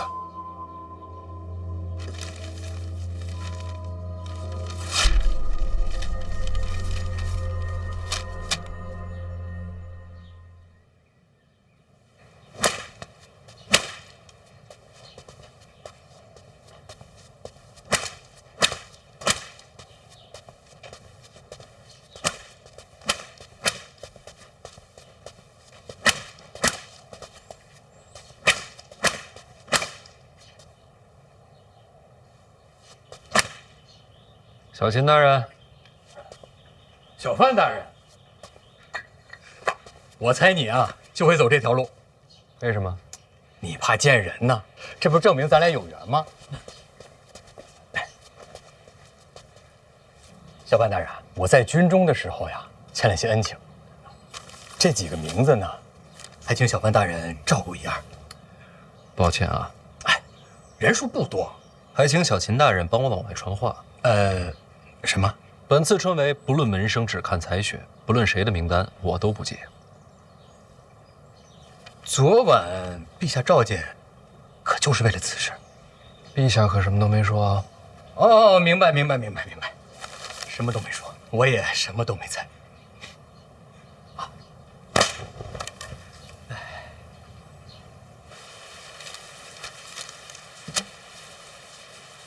师伯，实在是不好意思啊，春闱这事儿啊，还得按规矩来。为什么要这么做？我也是情非得已啊。我知道陛下昨晚召你入宫，这会儿所有人都会认为是陛下让你如此行事。我了解陛下，以他的行事手段，要么动如雷霆，扫清一切，诸般弊端；要么草蛇灰线，伏没千里。哪怕水到渠成，也不会让人看透心中所想，绝不会像这样半夜急召，最后还不痛不痒。这不是陛下的手段，是你借陛下遮风挡雨。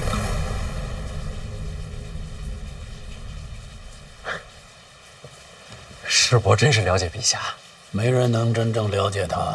经过历代君王，如今这一位最能看透。哎，世伯过天了。别转话题，问你呢，为什么要这么做？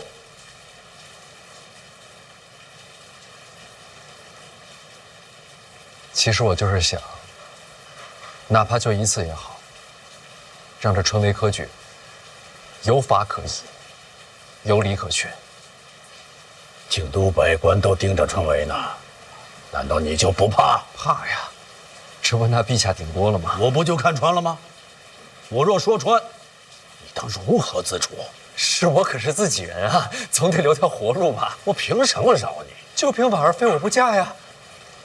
没了你，大不了婉儿再找一个。师伯说的对，师伯消消气。真不明白是命数还是劫数。婉儿怎么就能看中你？我也挺优秀的。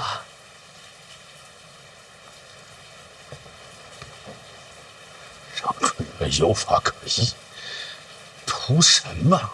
啊？你这么做，你能得到什么好处？其实世伯上次说的话，我听懂了。木秀于林，风必摧之嘛。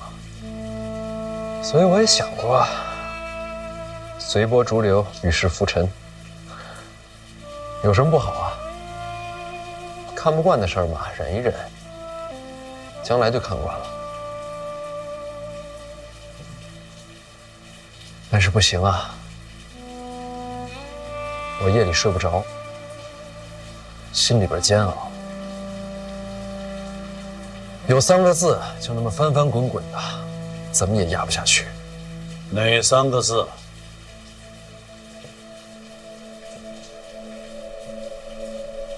不公平啊！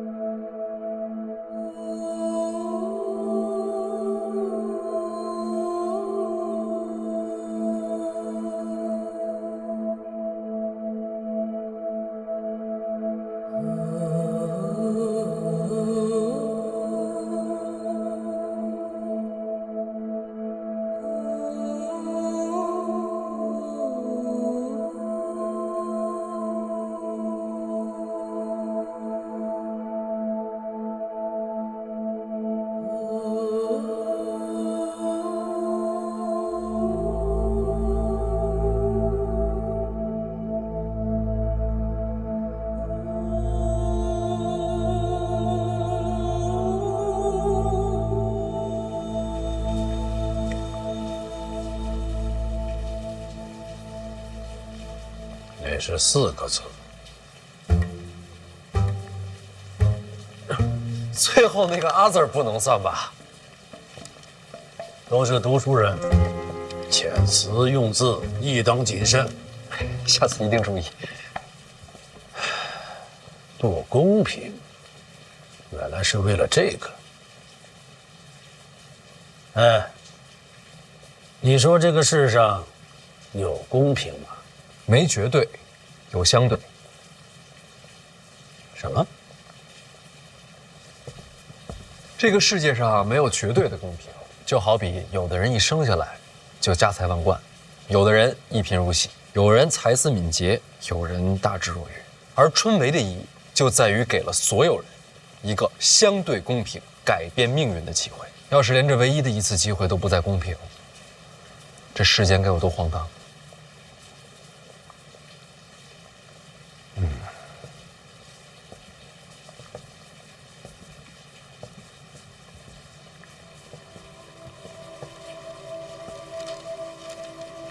好吧，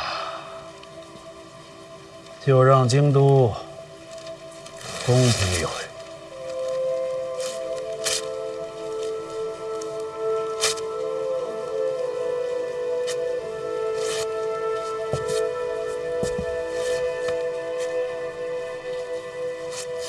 你再去见一次礼部尚书郭正，我都安排好了。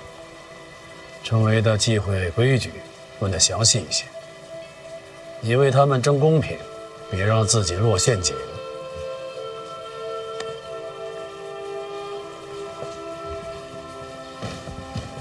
范闲，如果这个世间就这么荒唐，又该如何是好呢？不用回答，问你自己。去吧。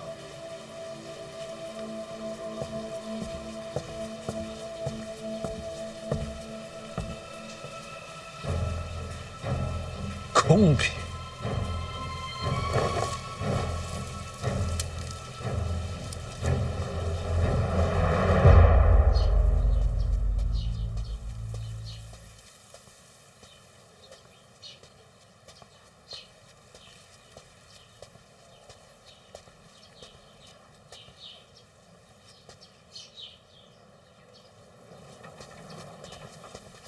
小范大人，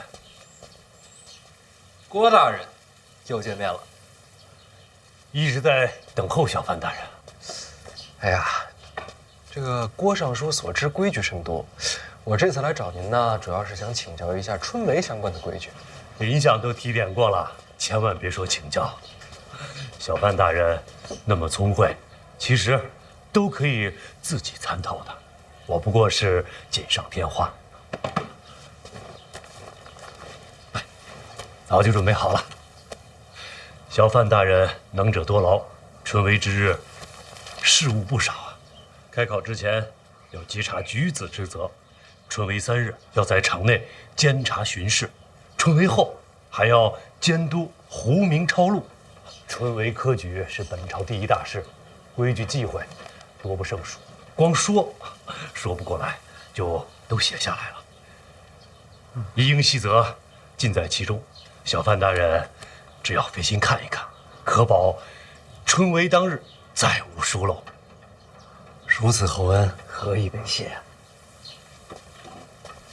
哎，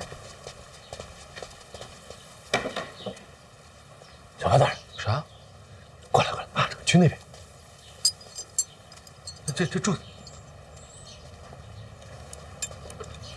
啊，弄直，拿直。郭大人，哦，孙大人，春闱在即，忙啊，忙。急忙。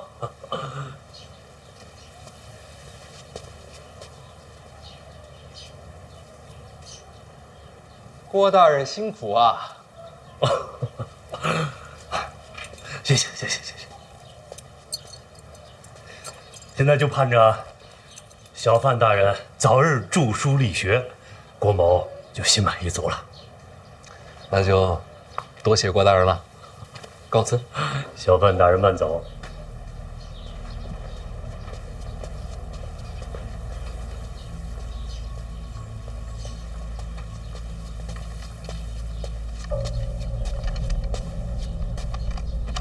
怎样？你在后面没听到？范闲身手不俗，小心起见，我可不敢靠近细品。可惜了，你没有看到小范大人感激涕零的样子，我那会儿都有点于心不忍了啊。你给他那册子都写了什么呀？春闱上的各种规矩细节，该写的我都写了，绝不能在文字上故意犯错。这是对的。范闲为人啊，谨慎得很。不过，像春闱这种大事，多多少少都有一些不该写的规矩。既然不该写，那就自然要留白了。还要请谢大人转告殿下，有我在，春闱上定让小范大人犯下禁忌，大罪不敢说，要让天下学子对其敬而远之。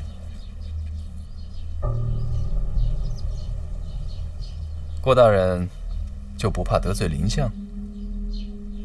怕是怕，只不过郭某的那些把柄没在林相手上啊。殿下说了，那都是往年的废旧账册。禁足之后，当亲自登门致谢上书，顺便把那些废纸都一并烧个干净。就请殿下等着看好戏吧。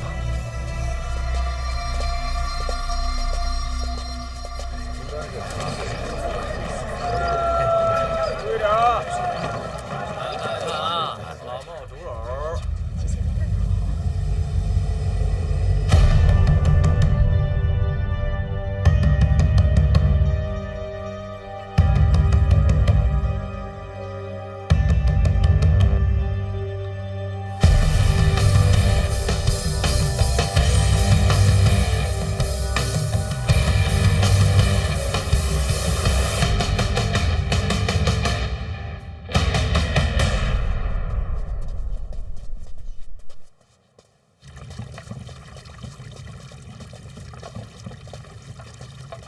人到了，在屋里呢，都安排好了，没人看见吧？躲开了府里所有的人，您放心，没人看见。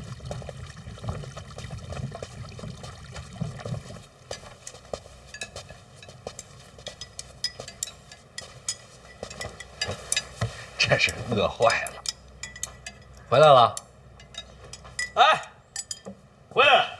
哎，这一趟从北齐回来呀，可以说是历尽了千辛万苦。幸好我跟老郭绝代双骄，不管是什么排除万难，各施巧计，这才虎口脱险，重返京都。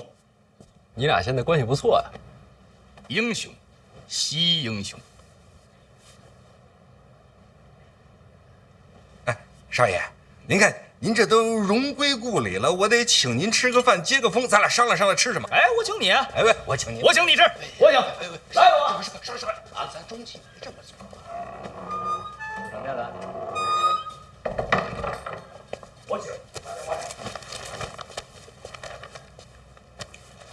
我的潜伏日记。辛苦你了。他说你叫我来是为了救我爹性命。是这样。春闱将至，我有监督职责。这跟我有什么关系啊？春闱有许多禁忌，我不太清楚。我也不清楚啊。但你爹曾是礼部尚书。你想要我爹帮你，所以让你回来，看见你，你爹才能放心。哎呀，这么早就开始计划应对春闱了？其实老二提出让我监督春闱之时，我就已经在准备应对之策。现在看来，时机刚好。你们啊，一个比个心黑，是心细。行了，说吧，你打算怎么救我爹？我来安排。过几日先转入监察院大牢。那还能救得出来吗？我是监察院提司，你觉得呢？不过有一点啊，你爹结党的罪名并非是无限，我可以保他性命，但是再想做官，是不可能了。我知道，能保住性命就已经很不错了。我同我爹讲，让他把知道的春闱的诸多事宜跟你讲清楚。这是什么？现任礼部尚书亲手写的册子，春闱的诸多禁忌都在里面。但你不需要我爹了。恰恰相反，这册子就得你爹来看。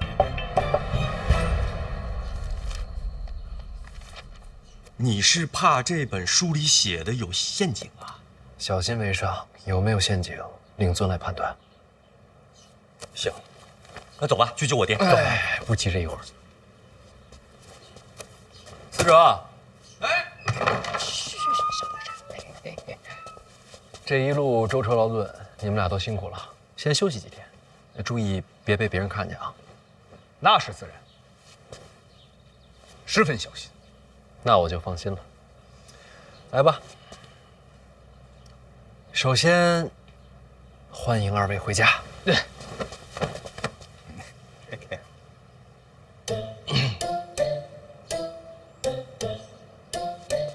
是不是有些尴尬？是不是有些味儿大？你俩要不洗洗，都臭了。我臭吗？哎，行，走走，我给你搓搓。走，快！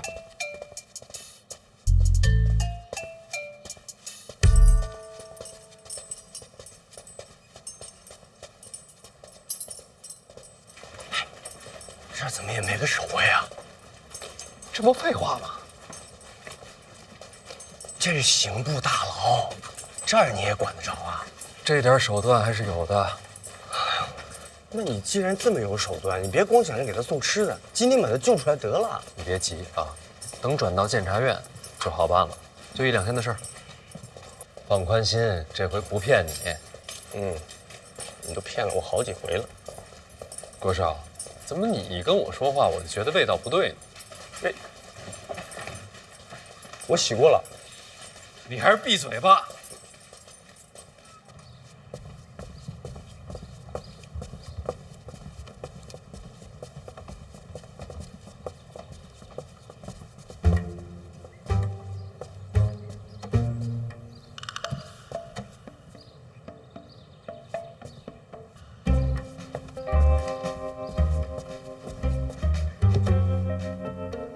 儿子，娘又来看你了。